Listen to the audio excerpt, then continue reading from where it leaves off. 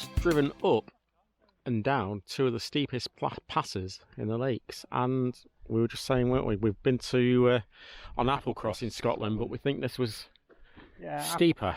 Yeah, it's steeper, I think, with more hairpins. Applecross is a long slog, but this is quite steep with hairpins all the way up and down. But rhinos, we overheated a bit, didn't we? So we had to wait and let that cool down. But coming up Hardknott, it's been perfectly, hasn't she? Yeah, run perfectly. But the reason we're here is to visit Hardknott Roman Fort. And of course, we've got more to tell you about that as we get closer.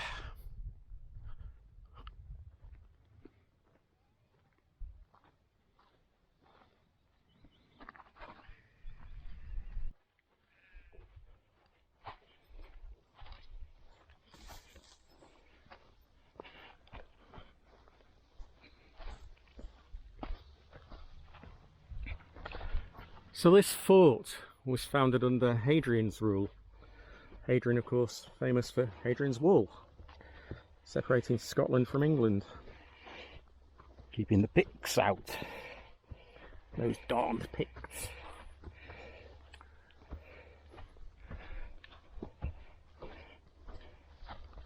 And the fort was known in Roman times as Mediobogdum. Or Mediobogdum? I haven't got my Roman phraseology book, so I'm not exactly sure of the pronunciation. I think probably Mediobogdum. Probably nothing like it. Let's look at the walls. They stood the test of time. Rebuilt in 1980. So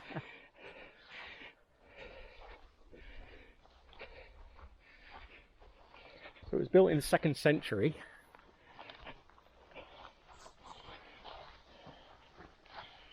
You don't get buildings like that anymore, do you?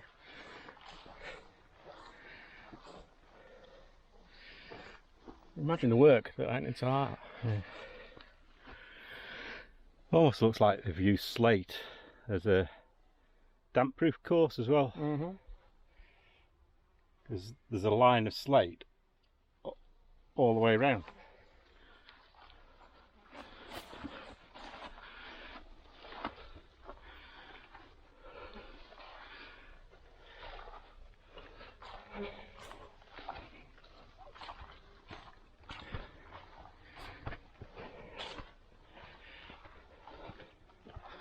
I don't know where you get into it though. Not easily with your boots on. No, the ground's not as even.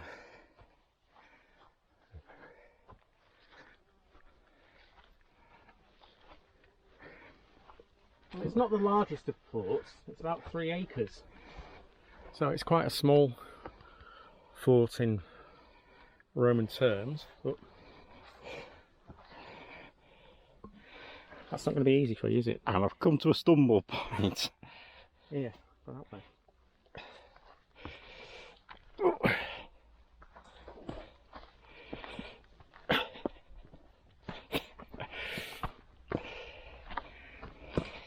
I could see what I'm doing now. Pull me up behind my pants. Or you pulling my pants up? I can't work out what you're doing.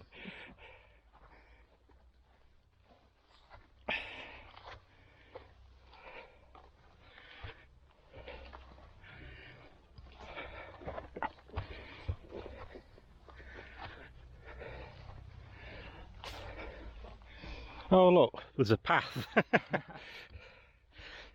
Might have been a bit easier.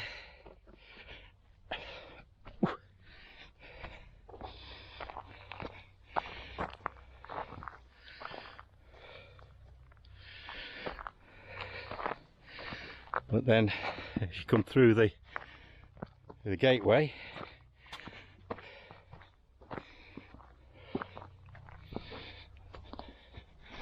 that's the view over to the coast and the fort itself. And the fort enjoyed views of the Eskdale Valley and the Roman road to Ravenglass. It was demilitarised in the late 130s. when the Romans reoccupied Scotland. So they abandoned it.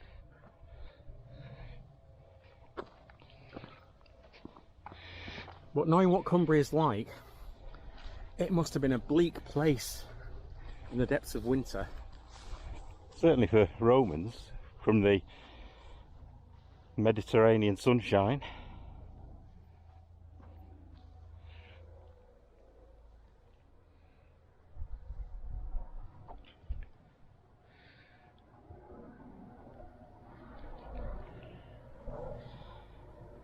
So there was a bathhouse, barracks, though there are also remains of leather tents discovered quite recently, which they do think housed some of the Roman soldiers as well, so even colder for them, I suppose. I suppose there's the Roman latrines here as well. Mm-hmm. Yeah. There's a commander's residence, so I would have thought that was more luxurious. I don't know. Certainly compared to the barracks. Yeah. There were officers for administration and a parade ground. I presume the parade ground is down there somewhere. Mm-hmm. It's the biggest area within the walls, isn't it? Mm-hmm. There's another path coming up through a gateway down there as well. I think we might have taken the hardest route. Oh, what's new there? we took the hardest route coming up the passes. Look at that view of the hills. Stunning. So as I said, leather objects have been found, remnants of leather tents, but they've also found pieces of leather near a granary that was also here. And that leather was thought to be part of a soldier's jerkin. And then there was another excavation in 1968 which uncovered more leather, including several boots. You wonder how the leather survives in this winter. I know. Unless it's the peat. Does the peat preserve stuff? It does, it does, but is this peat? I suppose it is. I suppose it is, I don't know. But that's what you can see from on the ground. Well, it's not too breezy, so I think we're going to be able to get the drone up for better shots.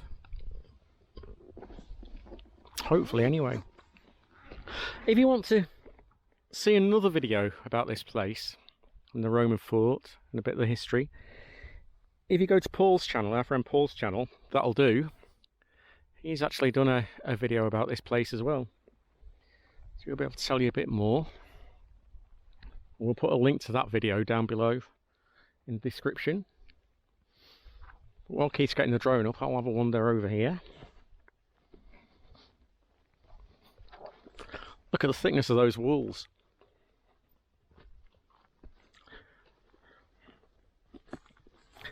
Built to keep people out.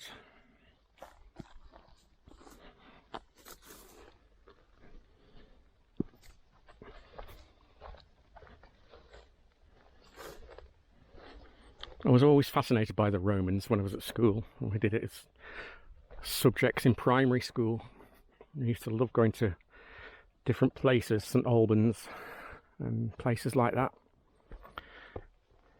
And of course London's got lots of Roman history as well, Londinium. So I've come a bit higher here.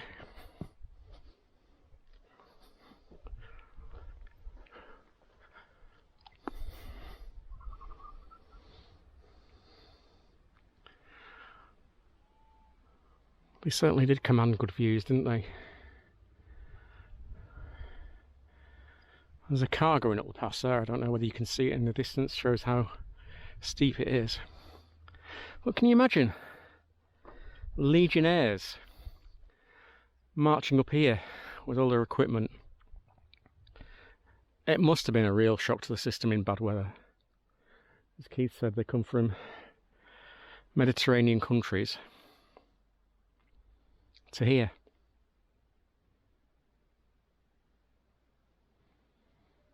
Anyway, have a look at the drone shots.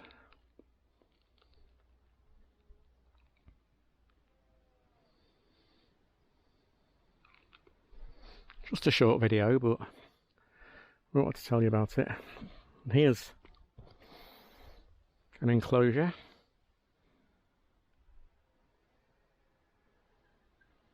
Another one just down there. In fact, before you have a look at the drone shots, I'll have a wander down there as well. But you can see the layout of different parts. This looks like a gate, an entrance. I've not seen any plans, so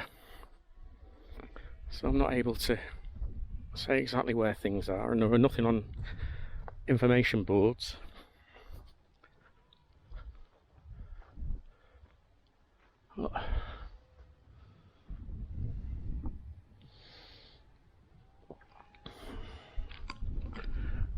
When I said about the thickness of the walls, I've not got the biggest hand, but that's my hand, so it's almost 2 of my hand, this cornerstone. So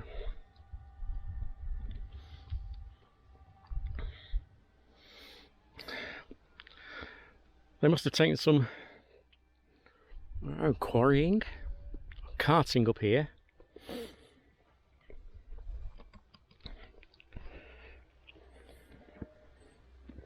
Certainly a building feat to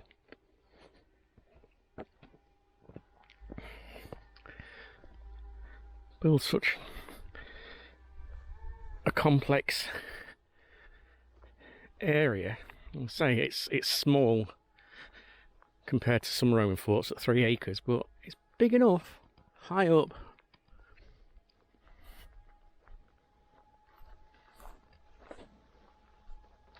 There have also been some objects found later on that show, when they've excavated, that show that it's also been used as a shelter for travellers at different points in time. I suppose in bad weather, people have, from whatever era, have come up here and taken shelter, refuge, to try and escape the worst of any weather. Oh, there's a plaque here. Does this say anything? I mean, might say what this one is. Alright, so this is an angle tower. It says the fort's square with a small square tower at each of the corners. These would have projected above the wall and allowed good views along the adjacent sides of the fort, as well as the surrounding countryside. No doorways into the towers occur within the fort at ground level, so we may assume that access was from the walk which ran around the top of the wall. And that's the first information board I've seen, so we'll have a wander, see if there are any more.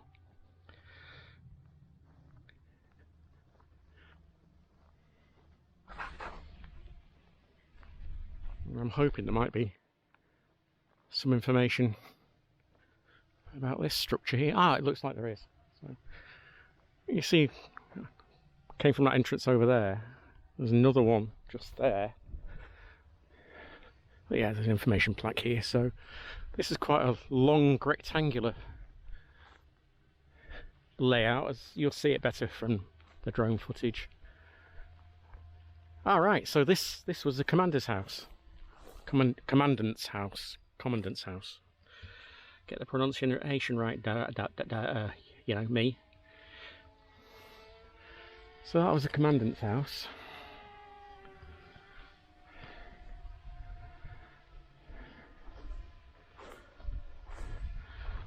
Now looking like it's the home to the sheep.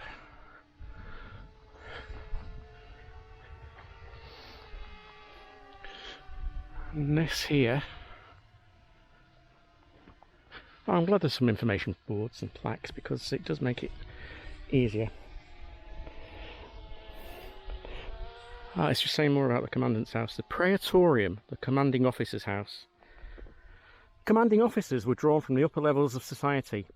Some may have been accompanied on duty by their families, and all would have been expected to accommodate visiting officials.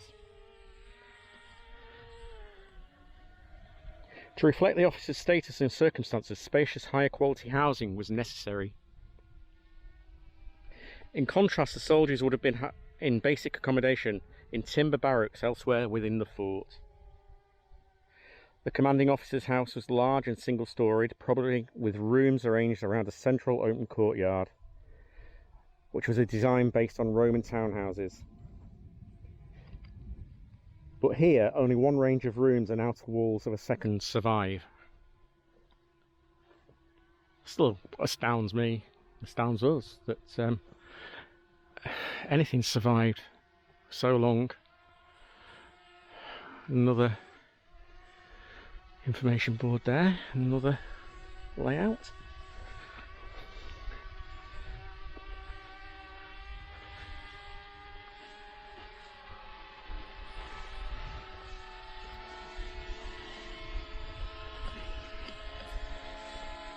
The Principia headquarters building. So this was the most important building within the fort and occupied a central position at the junction of the two main roads. Its southeastern entrance gave access to a small open courtyard surrounded by a veranda. Beyond this lay a hall running the full width of the building. Towards the northeastern end of this hall, a short projecting wall represents the remains of a tribunal, a platform on which the commanding officer would have given orders for the day and officiated over ceremonial and official occasions. And immediately northwest of this hall was a large range of 3 rooms, the outer 2 of which were probably the pay and records officers. Between these was the temple, the Ades, where the garrison standards, images of the reigning emperor and perhaps an altar were housed.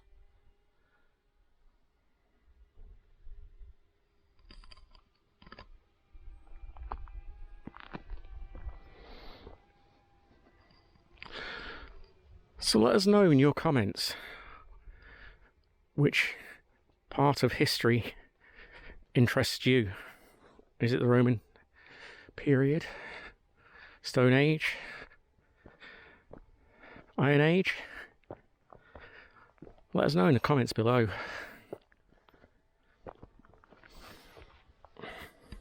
Have you been here?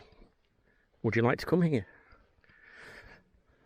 I have to say that I've never visited before.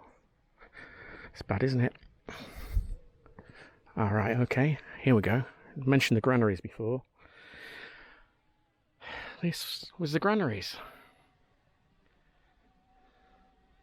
Let's say you'll see more from the drone shots. Let's have a look what it says about the Granaries. The Horia. All forts were provided with granaries to store the grain which formed the main part of the soldiers' diet, although this was supplemented with a wide range of meat, vegetables, fruit and beer. But here, there are 2 granary buildings, both with access from the Via Principalis or Main Street, and these long buildings had thick outer walls which were heavily buttressed, presumably to support the weight of their superstructure and slate roof. And it says the grain was probably stored in sacks or bins and had to be kept dry. And this was achieved by providing the buildings with raised wooden floors supported on rows of piers, which you can still see to allow for good ventilation. So these must be the piers here.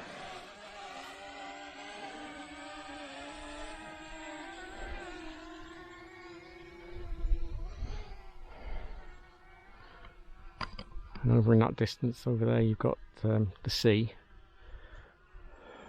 mountains.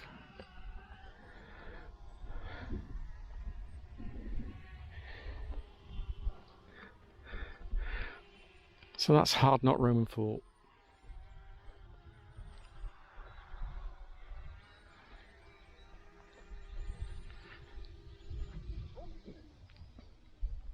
If you've liked this video, please be sure to give us a thumbs up, comment and subscribe if you're not already subscribed, because we do like to mix things up a little, not just with walks but with bits of history.